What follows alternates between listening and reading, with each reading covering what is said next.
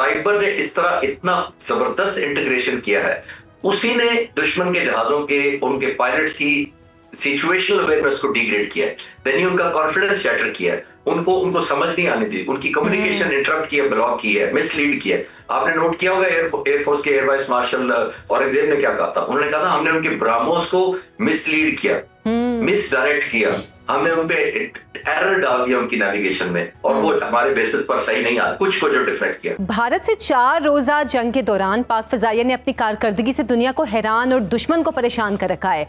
महदूद वसाइल के बावजूद हमारी फजाइया की गैर मामूली कारकर्दगी का सबब क्या रहा है? बहुत शुक्रिया आयशा आपका और आपके चैनल का मुझे इनवाइट करने का। बिल्कुल आपने ठीक कहा कि 4 दिन में हमने टेबल उलट दिया, एनवायरनमेंट ही चेंज कर दिया। थोड़ा सा स्ट्रेटेजिक लेवल पे स्टार्ट करने की इजाजत चाहूंगा, वो ये कि हिंदुस्तान ने ये समझा कि जो हमारी इकोनॉमिक कंडीशन है कुछ अरसे से, पॉलिटिकल इंस्टेबिलिटी है, टेररिज्म का बहुत हमें सामना करना पड़ रहा है, तो हिंदुस्तान ने मिसकैलकुलेट बहुत सारे फ्रंट्स पर किया। एक उन्होंने समझा कि पाकिस्तान ऑलमोस्ट इररेलेवेंट हो रहा है, लेस रेलेवेंट तो हुआ है, तो इसको इररेलेवेंट कर दिया जाए इस पूरे खित्ते की पॉलिटिक्स में। और जाहिर है पाकिस्तान अगर खुदा न खासा इररेलेवेंट होता है तभी अमेरिका की नजर में हिंदुस्तान रेलेवेंट होता है, और चाइना के लिए कन्फ्रंटेशन के लिए उन्हें एक चाहिए था।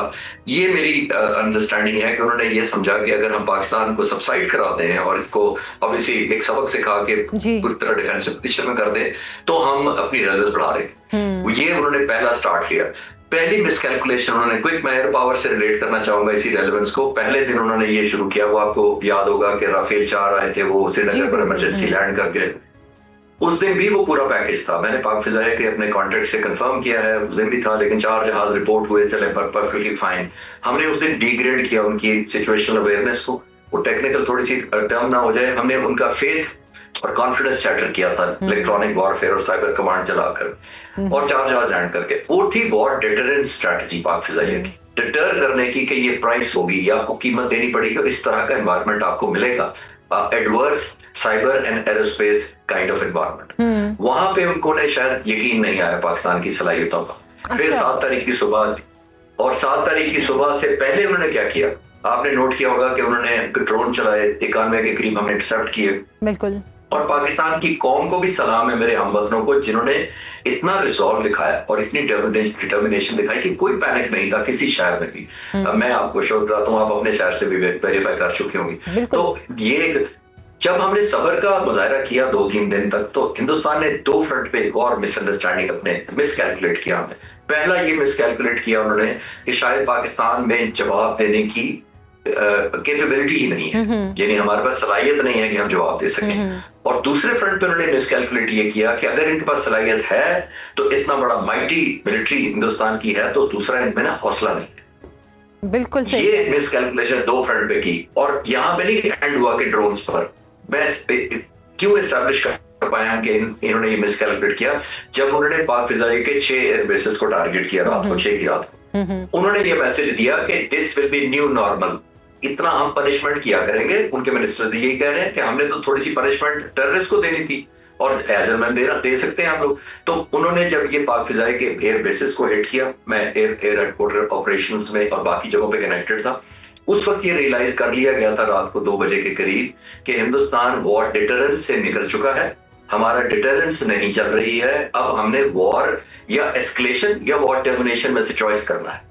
तो वॉर टर्मिनेशन के चॉइस में आपने देखा होगा 7 तारीख को दोबारा पाक फिजाइया ने उनके 6 जहाज मार गिराए प्लस एक अनमैन्ड ड्रोन, वो भी एक वॉर डिटरेंस कैटेगरी में 6 तारीख को आता था। सही। हमने ये मैसेज दिया उस दिन सवेयर, हमने साइबर कमांड फोर्स को अप्लाई किया, हमने सैटेलाइट्स को यूज किया, मैसिव यूज किया, और हिंदुस्तान को मैसेज दिया कि आपके फाइटर पायलट्स को ये एनवायरनमेंट देंगे, हम डिग्रेडेड ओरिएंटेशन देंगे कि आपको समझ नहीं आएगी। फिर भी उन्होंने मैसेज नहीं लिया। थर्ड एंड द लास्ट लो जिसको मैं कह रहा हूं कि वॉर टर्मिनेशन स्ट्रैटेजी की तरफ पाक फिजाइया ने 10 तारीख को जो सुबह किया है, हिंदुस्तान ने जब हमारे बेसिस पर 10 तारीख को हमला कर दिया, वो जो मैसिव रिस्पॉन्स था उसको मैं बिल्कुल मैयर्ड नहीं कहता। बहुत सारे एनालिस्ट कहते हैं जी बड़ा वेल कैलकुलेटेड, वेल मैयर्ड था। वेल कैलकुलेटेड होता तो हिंदुस्तान 11 तारीख को हमारे ऊपर दोबारा बमबारी करता, अमेरिका भागता ना जाता। उन्होंने 10 तारीख को जो हमारी मैसेज हुई है, और आपके चैनल पर मैं पहली दफा आया उसके बाद से, तो मैंने कैलकुलेट किया, आपके व्यूअर्स को मैं अर्ज करता चलता हूं, जी जरूर। जितनी टनेज हमने फेंकी है उस दिन ड्रॉप की है पाक फिजाइया ने हिंदुस्तान पर, उस 5 घंटों में सुबह 4:30 से लेकर उतनी टनेज मैंने कैलकुलेट किया, पीएफ से रिकन्फर्म किया, इसलिए मैं आपको रिपोर्ट कर रहा हूं। पूरी 1965 की 17 दिनों की जंग की टनेज से ज्यादा थी। अच्छा। जिससे हिंदुस्तान को ये रियलाइजेशन हुई कि वॉर अगर आपने कंटिन्यू रखनी है तो ये आपको प्राइस देनी पड़ेगी। उसने सारा चेंज किया, हमारे फेवर में हालात किए। अब वक्त आपको बताएगा, मैं प्रेडिक्ट कभी नहीं करता, लेकिन मैं अपना एनालिसिस ये तर्जीह में कह सकता हूं कि कभी ना कभी अमेरिका खुद ही बोल पड़ेगा कि कौन उसके पास पहले गया था हम दोनों में से। बिल्कुल। अमेरिका के पास सबसे पहले इंडिया गया था, क्योंकि जितनी मैसिव पनिशमेंट मिली थी, और S-400 खासतौर पर जो हमने डिस्ट्रॉय किया उनका कॉन्फिडेंस शैटर हो गया कि अब उनको फिजा में कौन बचाएगा, क्योंकि मोस्टली उस तक तो जंग वही एयर के थ्रू रही थी, और वो ऐसा लग रहा था वो पूरा मुल्क उनका एक्सपोज हो गया है, जिसका मतलब ये था कि फ्री विल एंड विश होगी पाक फिजाइया की शाइनों की, कब वो जाना चाहे और कब आना चाहे। आखिरी बात, मैं इस टॉपिक के ऊपर मैंने बड़ा टाइम ले लिया, लेकिन मैं एक डिनाइल करना चाहूंगा या रिबटल करना चाहूंगा कि हमारे एक सीनियर एंकर हैं और बहुत ज्यादा सीजन्ड एक हमारे मीडिया पर्सन है, उन्होंने कहा है, ये बयान दिया है, मैं उसको रिबटल करना चाहूंगा। उन्होंने कहा कि चाइना ने हमें बहुत बड़ी फेवर की इस जंग में, उन्होंने रेडार पूरे जैम कर दिए 7 तारीख को, और पाकिस्तानी पायलटों को कहा कि जाओ अब तुम हमला करो, अब हिंदुस्तानी तुम्हें कुछ नहीं कर सकते। एब्सोल्युटली रविश में लफ्ज इसलिए कह रहा हूँ, जो कहना चाहिए।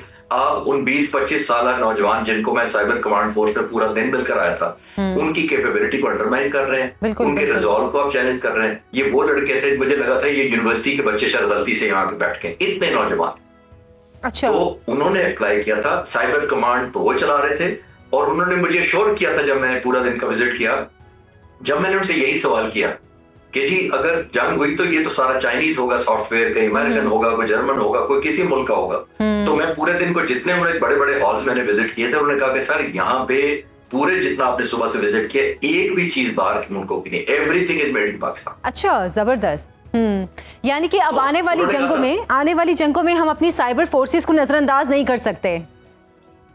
Absolutely right Ayesha. देखिए, साइबर ने इस तरह इतना जबरदस्त इंटीग्रेशन किया है, उसी ने दुश्मन के जहाजों के, उनके पायलट्स की सिचुएशनल अवेयरनेस को डिग्रेड किया है, देन उनका कॉन्फिडेंस शैटर किया है, उनको समझ नहीं आने दी, उनकी कम्युनिकेशन इंटरप्ट किया, ब्लॉक किया, मिसलीड किया। आपने नोट किया होगा एयरफोर्स के एयर वाइस मार्शल औरंगजेब ने क्या कहा था, उन्होंने कहा था हमने उनके ब्राह्मोस को मिसलीड किया, मिसडायरेक्ट किया, हमने उन पे एरर डाल दिया उनकी नेविगेशन में, और वो हमारे बेसिस पर सही नहीं आ, कुछ को जो डिफेक्ट किया। तो आने वाली जंगें अब हमें रीएस्टैब्लिश कर लेना चाहिए, दुनिया कर चुकी है, चाहे हमें पसंद करें या ना करें। Air power has come with a new reality, आप देख लीजिए। बिल्कुल। और ऑब्वियसली इसलिए नहीं कि मेरा ताल्लुक एयरफोर्स से रहा था, मैं फाइटर पायलट रहा हूं, तो मैं समझ रहा हूं ये एक ऐसा डायमेंशन है जिसने जंग का एनवायरनमेंट फेवरेबल या अनफेवरेबल क्रिएट करना है। आप नोट कर रहे हैं पाक फिजाइया के उस दिन पाक फिजाइया के लीडरशिप से लेकर पायलट, इंजीनियर, टेक्नीशियन, चाय पिलाने वाले तक का क्या मोटिवेशन और मोरल होगा, और उसी दिन आप हिंदुस्तान का जाके चेक कर लीजिएगा क्या होता है। और लास्ट पॉइंट इसके ऊपर यह है कि अभी नंदन ने आदमपुर विजिट किया, जो मिसाइल साइट थी S-400 की। मैं आपके मीडिया से सवाल करता हूं कि उस दिन एयरफोर्स चीफ किधर थे, आपको कहीं वीडियो में नजर आए? क्योंकि उन्होंने कहा था कि I do not want to see the air chief. बिल्कुल। कौन सा मुल्क लड़ेगा जिसकी एयरफोर्स चीफ को मिलना ना या शक्ल ना देखना चाहे उनका वजीर आज़म? अच्छा, तो ये हमने डीमोटिवेशन का लेवल उस तरह पैदा किया है। ऑब्वियसली मोस्ट ऑफ द सबका क्रेडिट है, लैंड फोर्सेस का भी नहीं। अच्छा, इस जंग से 4 दिन की जंग से बहुत सी चीजें हुई हैं, बहुत से कंसेप्शंस जो हैं वो क्लियर हुए हैं। अगर हम देखें कि 4 दिन की जो ये जंग थी, इसमें पाक अफवाज की जो कामयाब जंगी हिकमत अमली है, इसको माहिरीन एक मॉडर्न वॉर फॉर्मेट की नज़र से देख रहे हैं। महारत से भरपूर ये फतह इलाकाई और आलमी सतह पर पाकिस्तान को किस तरह फायदा पहुंचा सकती है? देखिए, एक तो हमें इंटरनल हुआ है और एक एक्सटर्नल हुआ है। मैं 2 फ्रंट पे गुजारिश करूंगा। देखिए, इंटरनल ये हुआ है कि ये कौम डिसइंटीग्रेटेड थी, नहीं थी, हमारी ये वाली यूनिटी बिल्कुल नहीं थी, पोलराइजेशन थी, टेररिज्म था। और वो था क्योंकि हमारे अंदर इख्तिलाफात थे। एक हमें बाहर से थ्रेट हुई और पूरी की पूरी कौम एक यकजान होकर खड़ी हो गई आर्म फोर्सेस के पीछे। हमें इसको वैल्यू ऐड करना चाहिए, इस यूनिटी को जाने नहीं देना चाहिए, क्योंकि जंगें रोज नहीं लड़ी जा सकती। यूनिटी ऐसे ही है, बिल्कुल बड़ी कीमत होती है, बड़ी माएँ जिन्होंने अपने जनाजे बच्चों पे उठाए। तो एक इंटरनल फायदा हुआ। एक्सटर्नल ये फायदा हुआ कि पाकिस्तान बजाय लीस्ट रेलिवेंट या इररेलेवेंट हो जाता, हम फिर रेलिवेंट हो गए। हम तो वापस स्टेटस हमने रिगेन कर लिया। वही हिंदुस्तान था जो कहता था कि कौन सा पाकिस्तान, हम बात करेंगे तो पाकिस्तानी कश्मीर करने को तैयार है। पाकिस्तान जो टेररिज्म एलिजिडली जो कह रहा है कि उस पर बात करेंगे। अब प्रेसिडेंट ट्रम्प आपको कहते हैं दोनों मेज पर बैठे, and on the lighter note मेज एक जैसा ही होगा, एक लेवल का ही होगा, और कुर्सियां भी एक जैसी होंगी जब बैठेंगे, और मसला भी एक जैसा ही होगा जब अमेरिका बैठा होगा। तो हमने रीगेन की अपनी रेलेवेंस। अब हमें फॉरेन ऑफिस को, मीडिया को, डिप्लोमेट्स को, पॉलिटिशियंस को, मिलिट्री को, सबको उसको भी एक्सप्लॉइट करना है, हमारी जो एडवांटेज हमें रीगेन हुई है फॉर ऑब्वियसली रेजोल्यूशन।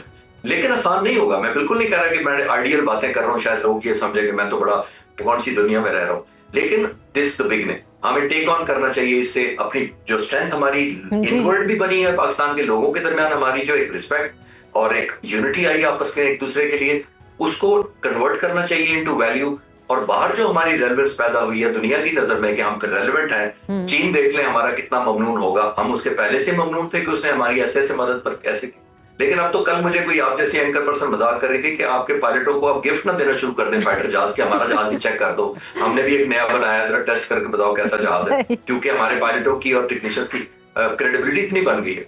और जब मैं बिल्कुल, इस तरह की मीम सोशल मीडिया पे भी काफी चल रही थी जी। और मैं जब जुमला आखिरी बोल रहा था कि जब मैं पायलट कहता हूँ उसका मतलब वो पायलट नहीं होता, ये पूरी टीम होती है। मेरे इंजीनियर्स भी होते हैं, टेक्नीशियंस भी होते हैं, एयर डिफेंस कंट्रोलर्स भी होते हैं, और इवन डाउन टू मैंने कहा था ना कि वो दफ्तर साफ करने वाला, ये चाय पिलाने वाला। बहुत बहुत शुक्रिया। Air commodore retired Khalid Chishti साहब हमारे साथ मौजूद थे।